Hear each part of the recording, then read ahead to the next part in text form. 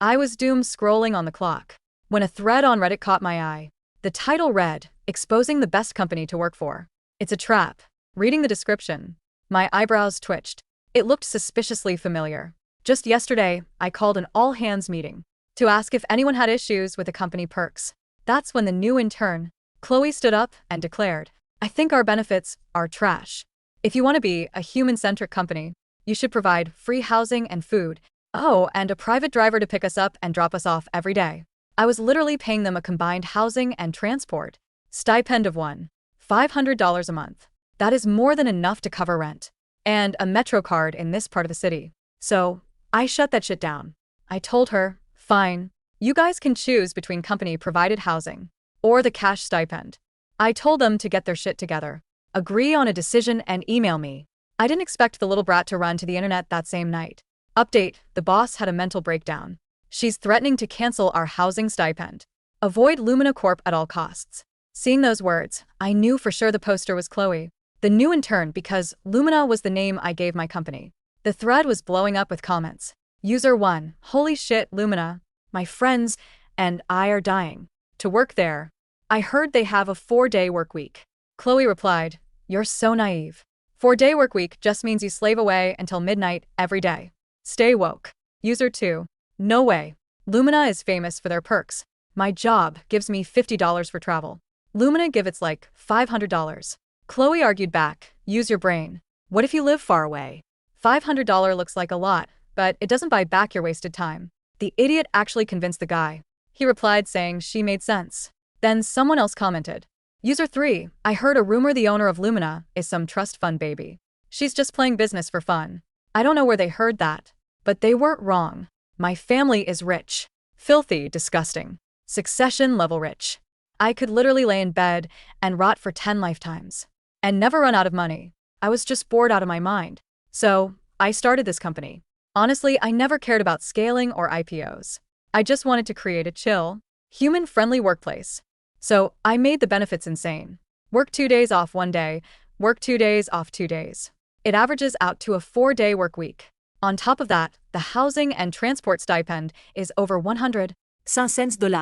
If anyone is short on rent, I let them advance the cash. No questions asked. Whenever I crave Starbucks or fancy pastries, the whole office gets some. Holidays, birthdays, forget about it. I shower them with gifts and bonuses. I enjoy giving gifts more than actually working. So even if they did absolutely nothing, I could afford to keep them as glorified pets. But because the perks were so good, the staff used to feel guilty to repay me. They worked their asses off. 3 years later, not only did I not lose money, I actually made a killing. Even my family was shocked. That's why I kept this going for 3 years. But the internet trolls didn't see it that way. Under that comment, a war started.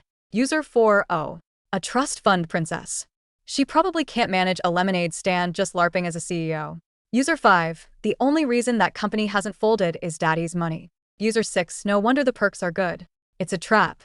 If you piss off a rich boss like that, you'll be blacklisted from every job in the city." I smirked, feeling a heavy silence in the room. Has it ever occurred to these morons that my employees don't brag online because they don't want competition? My turnover rate is basically 0. In 3 years, the number of people who quit could be counted on one hand. I didn't comment. I just forwarded the Reddit link to the company group chat. I wanted to see how Chloe would react after I dropped the link. The group chat was dead silent for 30 minutes. First reply, finally, came through. It was Chloe. "Chloe? Yeah. I posted it. So what? I'm just starting a reasonable discussion about our rights." Reasonable discussion? My ass. She was spewing bullshit. I was too lazy to argue with a child. I just typed, "It's Serena. Me meeting tomorrow 9 a.m. We settled this once and for all." I made it clear during the day I wasn't against providing housing. I just wanted them to discuss it, unify their answer, and tell me. Who knew they still had issues? And I sharply noticed that while the other employees stayed silent, they were probably harboring greedy thoughts. I've worked with them long enough. I know these people. They like the system, but they also like it when the boss is a pushover. If this was before, everyone would be blowing up my phone with support. It seems Chloe didn't just stir the pot. She successfully poisoned the well. The next day, I walked into the conference room. Everyone was there. The vibe was completely different from yesterday. I walked to the head of the table, leaned my hands on the mahogany, And before I could speak, a voice piped up. So, boss, have you figured out how to fix this? I looked over. Chloe was looking at me with her chin up, arrogant as hell. For a second, I couldn't tell if she was just young and stupid, or actively trying to sabotage me. I ignored her. I just glanced at her and turned to the others. What do the rest of you think? The air was stagnant for a few seconds before Sarah, one of my oldest employees, spoke up. Boss. Actually, I think company housing would be more convenient. Chloe is young, but she has a point. We didn't think of it before, but since Chloe brought it up, I support. I nodded, keeping my face blank. I remembered when Sarah interviewed. I asked why she left her last job. She was a career woman who got sidelined because of family issues. No one would hire her, so I gave her a shot. For 3 years, she's been diligent, hardworking, and seemingly grateful. This was the first time she ever demanded anything. Then another employee chimed in. Yeah, my landlord kicked me out last month. If the company provided housing, I wouldn't have to deal with that stress once the dam broke. Everyone started yapping. I agree. We could focus on work without worrying about rent. Throughout their little speech, I could feel Chloe's smugness radiating off her. Finally, 2 girls sitting in the corner stood up. Boss, we don't have an opinion. We're happy with whatever the company decides. These two, Emily and Jessica, joined last year. They were introverted and socially awkward, rejected by a dozen other places. They weren't good at talking, but their texts were always full of gratitude. I knew they probably felt the peer pressure, but they stood their ground. That calmed me down a bit. Before I could speak, Chloe sneered at them. Are you 2 idiots? We are fighting for your rights. God, you're pathetic. I couldn't help but roll my eyes at Chloe. She was a fresh college grad a week ago. During her interview, she acted like a sweet, obedient puppy. I didn't expect the mask to slip this fast. I twitched my lips and said coldly, since you have all unified your opinion, we start next month. The company will provide housing and a shuttle service. The $115 cash stipend is officially canceled. I gave them exactly what they asked for. But the moment the words left my mouth, their faces turned pale. I didn't give a shit about their reaction. There's nothing else. Meeting adjourned. I waited 2 seconds, silence. I turned to leave, but just as I reached the door, Chloe's shrill voice rang out again. Boss, what the hell does that mean? Are you trying to threaten us by cutting our money? I looked at her like she was an alien. How did you reach that conclusion? She puffed up her chest, acting self-righteous. If you aren't threatening us, why cancel the stipend? I literally couldn't process her stupidity for a second. Didn't you guys ask for company housing? Just because we get housing, you have to cut the benefits.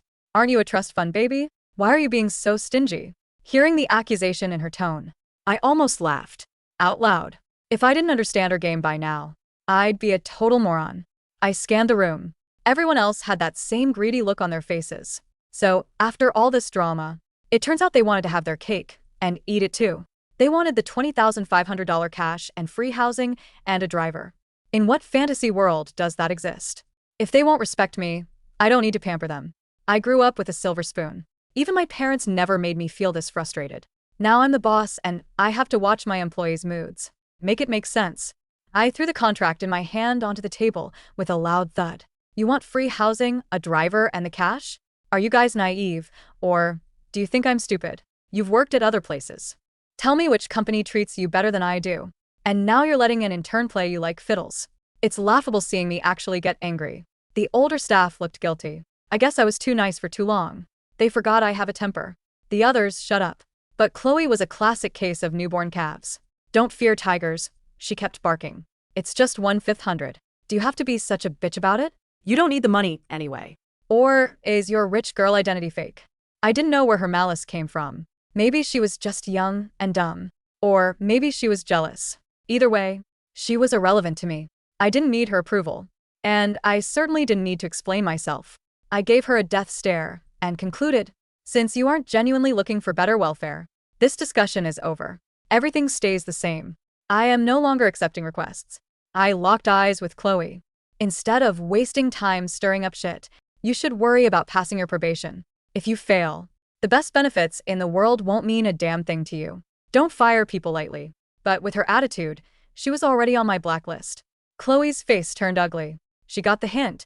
I scoffed internally and looked at the rest of the sheep. If you are unhappy with Lumina's benefits, feel free to resign and find a better job.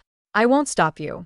But if you want to keep starting drama in my company, don't blame me for getting nasty this time. When I walked out, nobody dared to stop me. However, by the end of the day, nobody resigned. I didn't care. I went home. But that night, I checked the thread again. Chloe had updated LMAO. Trust fund. Baby. She's just a mistress being kept by a sugar daddy. No wonder she's so stingy. I guess daddy isn't paying her enough. A sugar daddy. I stared at the glowing screen of my phone in the dark of my bedroom, a slow, dark laugh bubbling up in my chest. I laughed so hard I nearly spilled my $400 glass of Pinot Noir onto my silk sheets. A mistress kept by a sugar daddy. If my actual father, a man who owned enough commercial real estate to buy this entire zip code, saw this, he would probably have a brain aneurysm. Or buy Reddit. Just to delete it. I screenshot the post, sent it to my family group chat with the caption, "Dad, you forgot to pay my allowance," and threw my phone on the nightstand. I slept like a baby. When you have fuck you money, you don't lose sleep over the barking of a teacup chihuahua. The next morning, the atmosphere in the Lumina Corp office was thick enough to slice with a butter knife.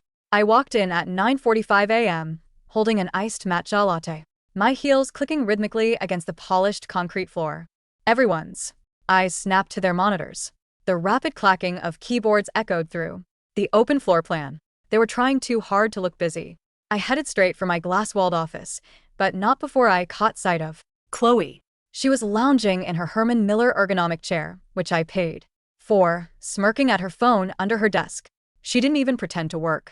I settled into my chair, opened my laptop, and pulled up our internal server Logs. Let's see what Miss Workers' Rights was actually doing.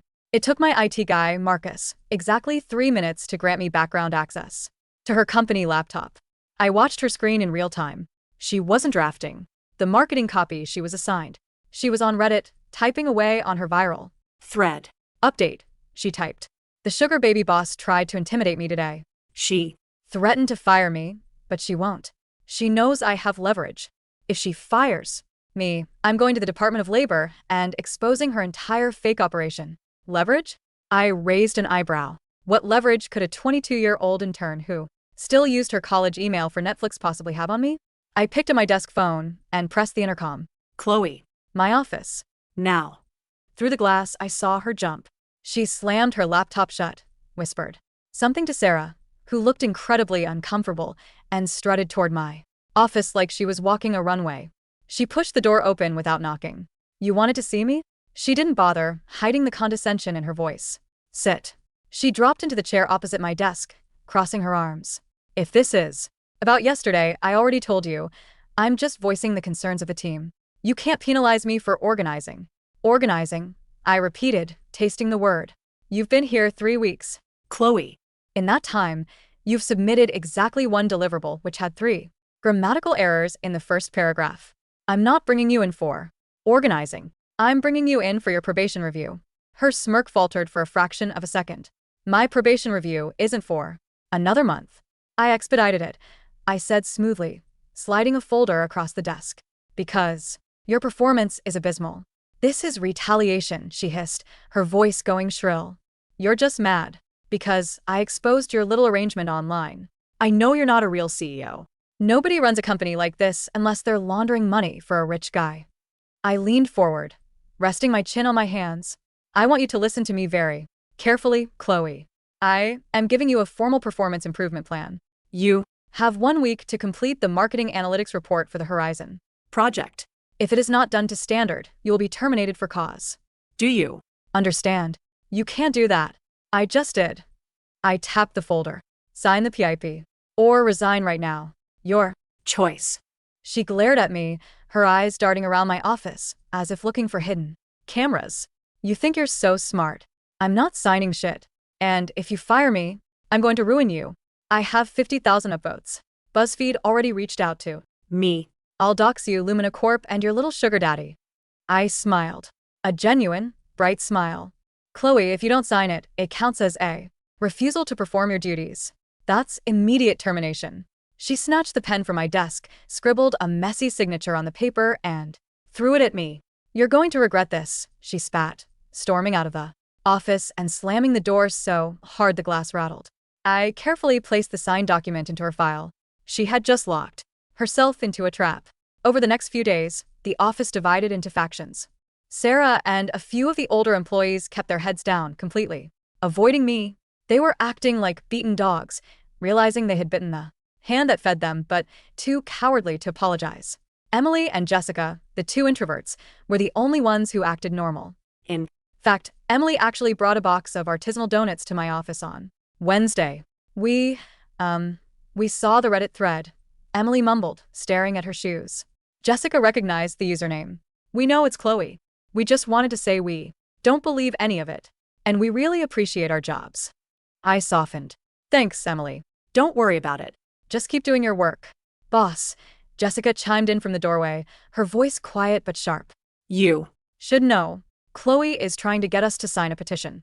She says she's going to strike next Monday and wants us all to walk out with her. A strike. In a private marketing boutique of 15 people. Over a $1,500 monthly stipend. It was so absurd, I actually found it endearing. Let her, I said. And thank you for telling me. Friday rolled around. The deadline for Chloe's PIP project. At 4 p.m., she emailed me the report. I opened it. It was 30 pages of absolute garbage. Half of it was clearly generated by ChatGPT. It literally still had the phrase as an AI language model buried on page 14. She hadn't just failed. She had handed me the loaded gun, wiped her fingerprints off it, and aimed it at her own head. But I didn't fire her. Not yet. I had a better plan. Over the weekend, I noticed her Reddit thread had reached the front page.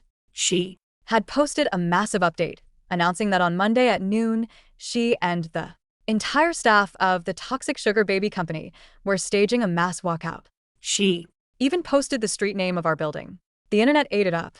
Yas Queen. Destroy that Nepo mistress. Read the top comment. I made a single phone call. Dad. Serena, darling. To what do I owe the pleasure? Did you finally get bored of playing Office? My father's booming voice echoed through the receiver. Not quite. I need a favor. Are you free for lunch on Monday? At my office. I can clear my schedule. Where are we going? Le Bernardin. No. I smirked. Just come to the office lobby right at noon. And Dad? bring The rolls. Monday morning. The air in the office was absolutely electric. Chloe came in wearing a literal power suit. She looked like an extra from Legally Blonde. She strutted around the office, whispering to Sarah, glaring at Emily and checking her watch every 5 minutes. At 11:30 a.m., I walked out of my office and stood at the head of the bullpen. Attention everyone, I announced. The typing stopped immediately. Before anyone leaves for lunch, I want to have a brief all-hands meeting. Chloe stood up, puffing her chest out. We're not having a meeting. we're Walking out. This is a sanctioned protest against toxic management and hostile working conditions. She looked around expectantly, waiting for her army to rise. Nobody moved. Sarah looked at her desk, entirely absorbed by a loose thread on her sweater. The other employees suddenly found the ceiling tiles incredibly fascinating. Guys, come on. Chloe snapped, her voice cracking. we talked about this. We Stand together. Nobody is walking out, Chloe, Sarah finally muttered, not looking up. I can't afford to lose this job. The benefits are too good. You cowards, Chloe shrieked. Fine. I'll do it myself. my followers are Waiting outside anyway. She grabbed her designer bag, fake, I could tell by the stitching, and marched toward the elevator. Chloe, wait. I said calmly. I walked over to the reception desk and picked up a manila envelope. Before you go, take this. She snatched it. What is this? A bribe? It's your termination papers, I said, my voice deadpan. You failed your performance improvement plan. You submitted an AI-generated report that was factually incorrect. You are fired for cause. Effective immediately. Your final paycheck has been direct deposited. Her jaw dropped. The smugness finally shattered, replaced by a deep, ugly red flush creeping up her neck. You can't fire me. I'm whistleblowing. Whistleblowing requires a crime. I replied, crossing my arms. You're just a terrible employee. Now leave before I have building security escort you out. You stupid bitch, she snarled, completely dropping the professional facade. You think you won? I have a journalist downstairs. from Vice. We're exposing everything. Your fake company, your sugar daddy, everything. She slammed the glass door open and got into the elevator. I looked at the remaining staff. They were staring at me in terrified silence. Lunch is on me today, I said smoothly. Let's go downstairs. I think we could all use some fresh air. We rode the next elevator down in silence. As the doors opened to the grand marble lobby of our high-rise, a chaotic scene unfolded. Chloe was standing near the revolving doors, talking animatedly to a guy holding a DSLR camera and a microphone. A small group of onlookers, probably internet sleuths who lived nearby, were watching. As soon as Chloe saw me, she pointed directly at my face. That's her. That's the sugar baby CEO. Chloe yelled. The cameraman immediately swung his lens toward me. I didn't flinch. I just stood there. My employees huddled nervously behind me. Emily and Jessica flanked my sides like loyal bodyguards. Excuse me, ma'am, the guy with the camera shouted, rushing forward. Care to comment on the allegations of money laundering and employee abuse at Lumina Corp. Before I could open my mouth to politely tell him to go fuck himself, a deafening hum vibrated through the glass walls of the lobby. Pulling up to the curb, illegally parking right in front of the building, was a pristine midnight black Rolls-Royce Phantom. Two men in sharp dark suits stepped out of the front doors. One of them jogged to the back and opened the passenger door. Out stepped Richard Sterling. My father was a terrifying presence. 6'2", silver hair impeccably styled, wearing a custom Tom Ford suit that cost more than Chloe's college tuition. He looked like the kind of man who could end a small nation's economy with a phone call. He walked into the lobby. The entire room went dead silent. Even the cameraman lowered his lens, intimidated by the sheer aura of wealth and authority radiating from the man. Chloe's eyes lit up. She literally squealed. There he is, the sugar daddy. I Told you guys. She rushed forward, shoving the microphone guy with her. Sir, are you aware that your mistress is running a fake company with your money? My father stopped. He looked at Chloe like she was a piece of gum stuck to his Oxford shoe. Then, he looked past her, locked eyes with me, and smiled. The ruthless tycoon melted into a giant teddy bear.